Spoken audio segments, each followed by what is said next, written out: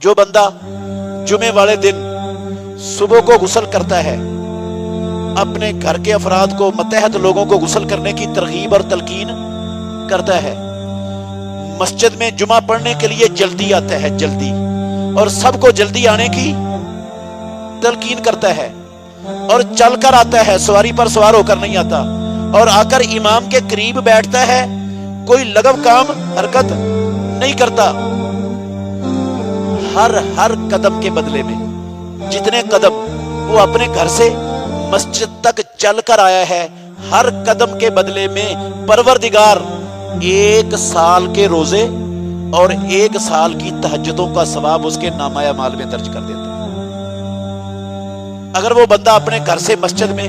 100 قدم چل کر آیا ہے تو کتنے سال کے روزوں کا ثواب ہے؟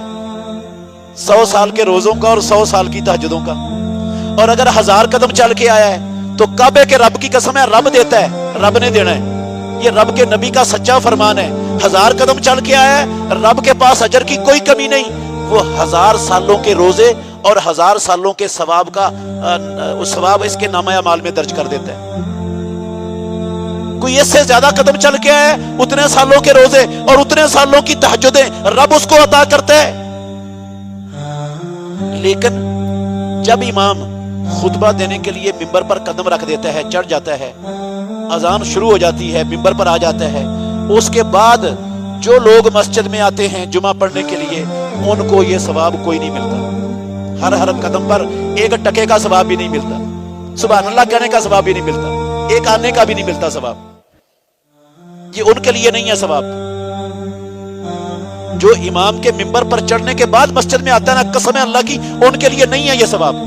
یہ ان کے لیے ہے جو امام کے ممبر پر بیٹھنے سے پہلے مسجد میں پہنچ چکا ہوتا ہے۔ یہ رسول اللہ کا فرمان ہے، میری بات نہیں ہے، کسی مولوی صاحب کا فرمان نہیں ہے۔ دیکھو ہمارے معاشرے میں مسلمانوں سے اٹا پڑا ہے، فیصل آباد پورا اٹا پڑا ہے مسلمانوں سے، مسلمان ہیں سارے ماشاءاللہ، مسجدوں میں چلے جاؤ، اللہ کی قسم آپ کو چھوٹی چھوٹی محلوں کے اندر مسجدیں وہ بھی جمعے والے دن خالی نظر آئیں گی، پیچھے سے مسجدیں کیا نظر آئیں گی؟ آبادیوں میں، گنجان آباد علاقوں میں خالی مسجدیں نظر آئیں گی، مسجد کے لیے جمعہ پڑھنے بھی نہیں آتے ہی نہیں، جو آتے ہیں وہ اس وقت آتے ہیں جب امام نے خطبہ ختم کرنے والا ہوتا ہے۔ اللہ ماشاءاللہ چند لوگ ملیں گے جن کو رب نے یہ توفیق دی ہے، جن کو محمد الرسول اللہ صلی اللہ علیہ وسلم کے فرمان پر واقعتاً یقین ہے، وہ چند لوگ ملیں گے۔